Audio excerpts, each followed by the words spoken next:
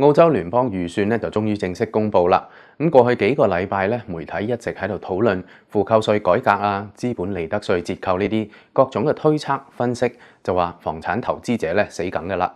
過去10幾年咧買咗投資物業嘅咧都白買啦，咁終於都要崩盤。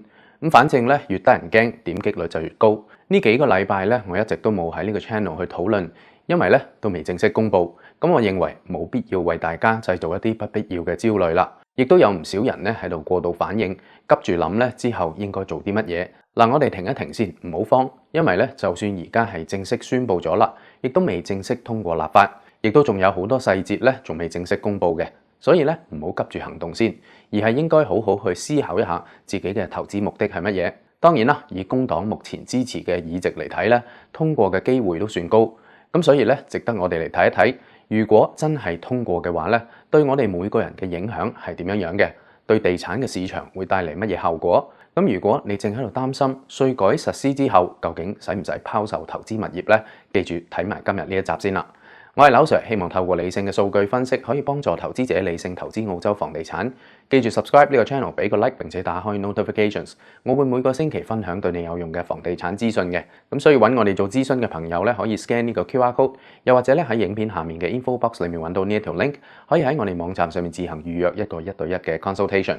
嗱，其實喺半年之前咧，工黨為咗推行5% 首期首次置業計劃咧，咁為咗得到綠黨嘅支持，就已經考慮過咧對負扣稅同埋資本利得稅喐手㗎啦。所以咧呢個禮拜預算公布咧，我哋唔應該太驚訝，甚至咧當我睇到正式內容嘅時候咧，我覺得比原先想像嘅力度輕好多添。嗱，我哋先嚟快速過一過今次稅改咧到底改咗啲乜嘢，咁再嚟分析對樓價嘅影響啦。財長 Jim Chalmers 咧宣布咗號稱近30年嚟最大嘅房產投資稅改方案，咁主要嘅口號咧就係減少代際不公，令年輕人咧買得起樓。咁有兩個部分咧係直接影響房產投資者嘅。第一個咧，亦都係我認為影響最大嘅，用咗20幾年嘅 CGT 50% 折扣咧被取消。嗱，注意呢個政策咧，唔只係針對房地產，而係所有嘅投資資產，好似商業地產啊、股票、基金、加密貨幣呢啲嘅增值部分，全部都一視同仁。嗱，呢一點咧，我認為政府係非常自相矛盾嘅。最後面咧，我哋會再嚟講一講點解現有嘅 CGT 政策咧，係持有資產超過12個月賺到嘅資本利得咧，只有一半係需要打稅嘅啫。呢一項政策咧係由1999年開始沿用至今，已經將近30年啦。而家呢一個50% 折扣取消咗咧，取而代之嘅係新嘅減免方法。嗱，其實咧亦都可以話係翻去舊有嘅方法。新政策嘅核心咧係分為幾部分嘅。第一，改用消費者物價指數化 CPI indexation， 意思即係話用通脹嚟調整你嘅買入成本。咁等於話咧，通脹推高樓價嘅嗰部分係唔使交稅嘅，只係對 real gain 實際嘅增值嚟打稅。第二部分就係最低30% 嘅稅率門檻，無論個人嘅邊際稅率係幾多都好 ，CGT 有效稅率咧係不得低於30%。意思即係話咧，就算最終實際嘅增值計出嚟好少都好啦。最起碼咧都要由 real gain 裏面上交30% 嘅稅。第三部分就係針對 discretionary trust 嘅信託種類，要求 trustee 先按增值交最少30% 嘅 CGT。Fixed trust 公司以及 SMSF 養老金咧係唔受影響嘅。而第四部分就係購買新樓，亦都唔受新淨影響，可以繼續用翻50% 嘅折扣，又或者新淨都得。同時咧能夠保留 negative gearing 負扣稅。嗱，呢個計算嘅方式咧，其實即係翻去1999年之前嘅方案，對老一輩嘅澳洲人咧，其實並唔陌生。呢一個新政策如果能夠通過嘅話咧，預計出年2027年7月1號之後執行。嗱，注意啦，喺呢個日期之前累積到嘅增值咧，仍然係按照50% 嘅折扣嚟計算嘅。所以到出年7月1號嘅時候咧，大家最好可以揾銀行又或者專門提供房產估價嘅機構，為手上面嘅房產做一份估價報告，然之後保存好，將來咧可能有好大嘅作用。嗱，大家最關心嘅可能係到底新政策咧係等於我哋係交多咗稅啊，定係交少咗稅呢？我哋用一個簡單嘅例子嚟做個對比啦。邊際稅率唔同嘅人咧，效果會唔同嘅喎。譬如一個人佢嘅收入好高啦。目前咧已經去到45% 嘅稅率，咁假設咧佢喺幾年後2030年買入一套100萬嘅投資物業，5年之後咧130萬賣咗佢，咁等於咧有30萬嘅增值啦。如果按照舊規則50% 折扣，只有15萬咧係要打稅嘅，要交嘅 CGT 咧就等於67,500。但係如果按照新規 CPI indexation 咧，每年3% 嘅通脹嘅話，因為係複合計算嘅，並唔係3% 乘以5年咁簡單，意味住咧我嘅購買成本變成咗大約11,600。咁同賣出價130萬之間嘅差額咧，就要計算45% 嘅 CGT 啦。我哋睇到咧，反而新政策底下咧，佢要交嘅 CGT 咧，比50% 折扣嘅制度仲少咗4000幾蚊添。同樣嘅情況，如果佢嘅邊際稅率係37% 嘅話咧，最終咧其實亦都係比舊制度慳咗3400幾嘅喎。真正交多咗稅嘅人咧，其實係稅率低嘅19%。新制度比舊制度咧係交多咗13000幾。因為新規則之下咧，係設定咗30% 嘅最低門檻。嗱，所以呢一種情況對收入低嘅納稅人咧，反而影響係最大。嗱，頭先呢一種情況，5年房產增長咗30%度啦，其實可以話係澳洲正常嘅一個平均增長速度。如果我哋換一種情況啦，好似之前買咗布里斯本嘅人，可能咧5年已經升咗好多啦，效果就會好唔一樣。我哋以同樣嘅參數，但係假設咧呢5年100萬嘅房產已經飆升到160萬啦。咁無論係邊一個稅率嘅納稅人咧，你會見到都要交多好多嘅 CGT， 而可以睇到咧最傷嘅咧依然係稅率最低嘅嗰啲人。嗱，咁喺呢一度咧，我希望帶出一個網上面好少人同你講嘅邏輯。呢個新制度底下咧，如果未來澳洲會長期出現高通脹咧，樓價嘅增長速度唔快唔慢，維持大概6.5% 左右嘅年增長，咁新嘅 CGT 政策咧，可能反而比以前更加有利添。係喺樓價增長太快嘅情況下咧，新嘅政策先至會導致所有人交多好多稅。嗱，喺短期之內咧，我並唔認為澳洲能夠好快咁將通脹壓到好低，咁所以咧新政策話唔埋仲比之前更加優惠添。嗱，咁呢度咧仲有一個最重要嘅邏輯思維，作為投資者嘅你咧，真係要自己諗明白啦。有啲人睇到呢個表咧，就會覺得哇死啦，要交多咁多稅，澳洲嘅房產係咪唔值得投資呢？因為根本冇肉食。嗱，各位朋友，我哋嘅邏輯咧最好先矯正一下先。嗱，冇錯，稅係增加咗，但係咁係因為我哋賺多咗錢啊嘛。只不過咧以前嘅稅率太低啦，而家加咗稅率咧，你就突然間係蝕咗錢。按照舊規則咧，你賺到60萬，交13.5萬，係等於22.5% 嘅增值稅。而家咧要交19.8萬啦。咁啊，等於你賺60萬，交33% 嘅稅。嗱，平心而論，我覺得咧其實好公平嘅。呢一筆咧唔係你要去工作，係持有房產佢自動幫你賺到嘅60萬，等於正常人幾年嘅人工噶啦。所以咧，我哋要問翻自己，你會唔會因為要交稅而唔想賺得更多呢？嗱，我知道有啲人的確有呢一種心態嘅。如果打工加下班啊，賺多幾百蚊，接近一半要交稅咧，咁我完全理解好多人會選擇唔撈嘅。因為寧願留翻呢個時間精力俾自己同埋屋企人，但係而家講緊嘅係幾十萬賺到之後交1/3啫喎，我並唔認為好多人咧會選擇放棄，所以有啲人話新政策出嚟，我肯定好多人拋售，喺仲用到50% 折扣嘅時候咧，快啲賣咗佢。我唔認為咧呢個會係大多數人作出嘅反應咯。第二部分嘅稅改方案咧就係 negative gearing 負扣稅嘅改革，今次咧係將投資物業分成3大類，待遇完全唔同。第一類咧係啱啱過去嘅5月12號預算案宣布之前已經持有嘅房產咧係完全唔受影響，負扣稅終身鎖定咗噶啦。虧損部分咧可以繼續攞嚟抵扣個人入息又或者其他嘅收入。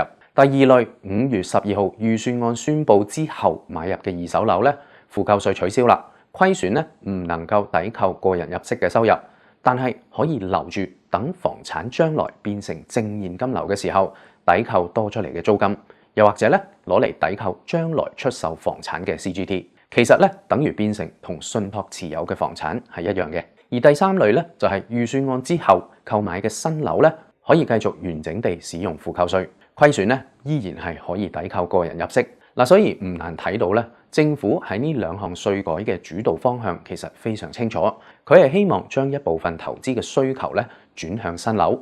需求大咗啦，希望建築商就更加有動力去開發，增加新樓嘅供應。但係我覺得咧，會事與願違嘅係，建築商喺呢一種情況下咧，係一定會加價去賣，而且係加硬添。況且咧，而家唔係冇人買新樓喎，而係本身而家澳洲起樓咧太貴、太慢同埋太難啦。之後嘅效果咧，亦都會非常明顯嘅。我哋由幾個方面嚟睇啦。由我自己同我大多數客戶嘅投資策略嚟睇咧，我一直以嚟都話，我哋投資房地產唔應該以可以做負扣稅作為出發點嘅。我亦都唔認為普通收入嘅人應該去買一套百幾萬嘅投資物業，每年為咗退翻1萬蚊稅，故意去虧損3萬蚊。我自己嘅投資策略冇變過，跟住落嚟亦都冇必要變。我嘅客戶投資房產都係為咗將來獲取長期嘅被動收入嘅。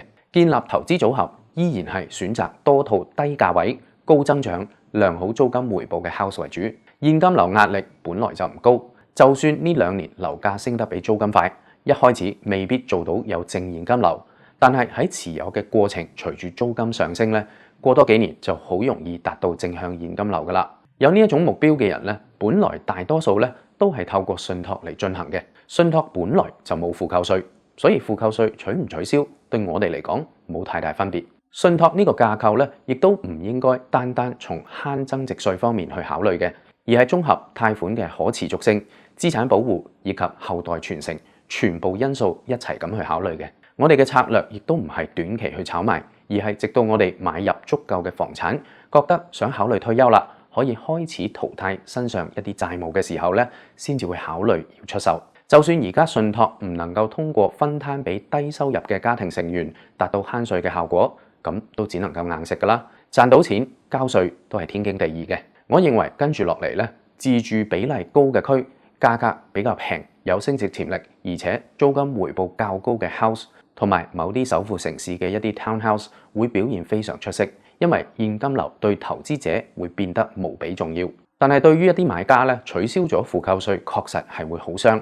就係我啱啱開始同大家講，中高價位房產租金回報極低嘅投資物業咧，特別係墨爾本呢一種租金回報最低嘅市場，所以唔排除跟住落嚟呢個價位嘅市場咧，會有一啲拋售嘅行為，而呢啲貨源咧，好大機會就會俾自住買家接盤啦，因為自住物業係冇呢啲稅務顧慮嘅，政府就係希望佢哋可以喺投資者數量下降嘅情況下咧，可以更多自住買家買得到。其實我個人係覺得咧，呢一方面係一件好事嚟，因為如果按照之前嘅市場咧，投資者嘅數量如果過多嘅話咧，對整體房地產市場亦都係唔健康嘅。澳洲嘅樓價一直以嚟可以咁穩定，亦都係因為長時間保持一個7成自住、3成投資嘅呢個健康嘅比例。到咗近呢幾年咧，明顯睇到投資嘅比例咧已經去到4成左右啦。所以我反而覺得而家有一部分投資物業變翻自住咧，會係一個健康嘅調整。我最大嘅顧慮咧，反而係有一部分人會睇唔開，會為咗用到負扣稅而去購買新樓，特別係高密度嘅公寓樓花。佢哋會覺得除咗可以做到負扣稅，升值又唔係好多，將來嘅 CGT 咧亦都唔使交好多。呢種投資嘅思維我係冇辦法理解嘅。就算係去買笪地起樓嗰啲 house and land package， 你要能夠承受幾個風險。而家買一個咁樣嘅 package 咧，比較平嘅總價咧，可能係80萬左右啦。當中土地嘅價值含量咧，可能只係佔25萬左右。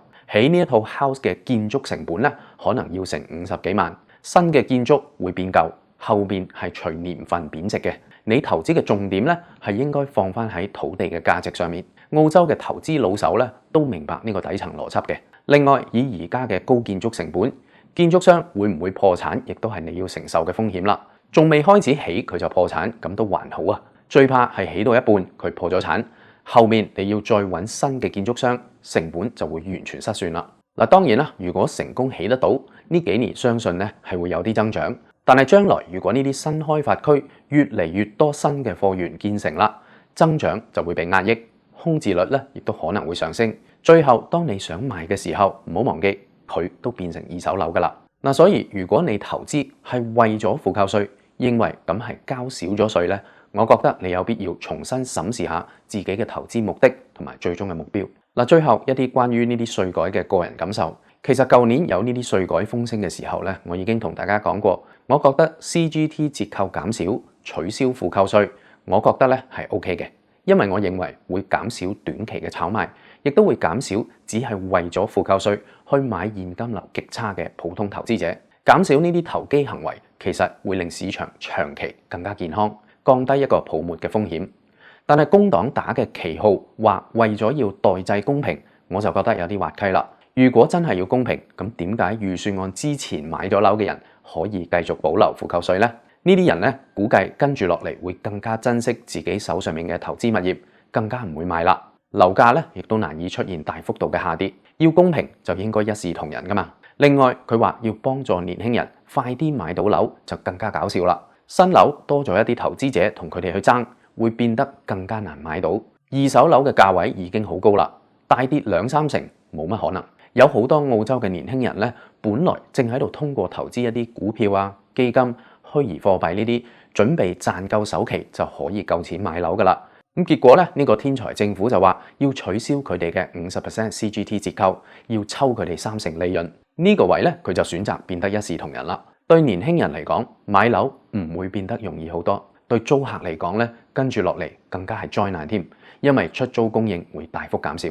嗱，所以好明顯，呢個係一份用公平改革作為包裝，實際上係要增加稅收嚟抵消呢個無能政府史無前例嘅欠債。佢同選民講嘅係：嗱，我哋幫你做緊嘢噶啦，但係唔去面對真正嘅問題，削減不必要嘅政府開支，減低通脹，咁都不特止。佢仲話之後咧，大家可以退稅250蚊，真係當選民戇居嘅喎。無可否認咧，有啲人係會受呢啲小恩小惠繼續支持佢哋嘅。咁我哋姑且拭目以待，睇一睇2028年大選澳洲會唔會改變政權啦。所以希望大家遇事唔好慌，唔好做一個 reactive 嘅投資者，而係趁而家盡早諗清楚自己投資嘅目標，揾專業嘅會計同埋 mortgage broker 商量好可持續嘅策略。唔好因為市場有啲咩風吹草動，就嚇到周圍咁問：死啦！我係咪要拋啊？係咪投資唔賺錢㗎啦？投資嘅邏輯冇變，呢啲咧只係噪音，實際嘅變化其實並唔大。房屋嘅供應短缺咧，亦都仲未得到解決。房產市場喺咁樣一個衝擊底下，一開始係會需要時間去適應。但係我哋睇長遠嘅市場動態，其實係一樣嘅。房產投資依然會係好多人選擇通往成功嘅一條道路，但係唔同嘅係規劃同埋結構變得更加重要。所以咧，盡快同你嘅會計師商量合適嘅結構，但係唔好急住去做啲乜嘢住。呢啲稅改目前都仲未喺議會正式通過。將來會唔會俾另一個執政政府推翻，亦都係未知數。所以希望今日嘅內容能夠為你帶嚟一啲簡單嘅理解，亦都希望能夠緩解一啲人嘅焦慮。如果你需要為自己設立一個適合自己嘅投資框架同埋策略，但係有啲迷茫，唔知道從何入手呢，歡迎你 scan 呢個 QR code， 又或者喺影片下面嘅 info box 裏面揾到呢一條 link， 可以喺我哋網站上面自行預約一個1對1嘅 consultation， 相信會為你帶嚟好大嘅幫助。記住 subscribe 呢個 channel， 俾個 like 並且打開 notifications， 咁樣之後出嚟更多對你有用嘅影片呢，你就會第一時間收到通知啦。記住啦，適合其他人嘅投資方案未必一定適合你。我哋下一期再見，拜拜。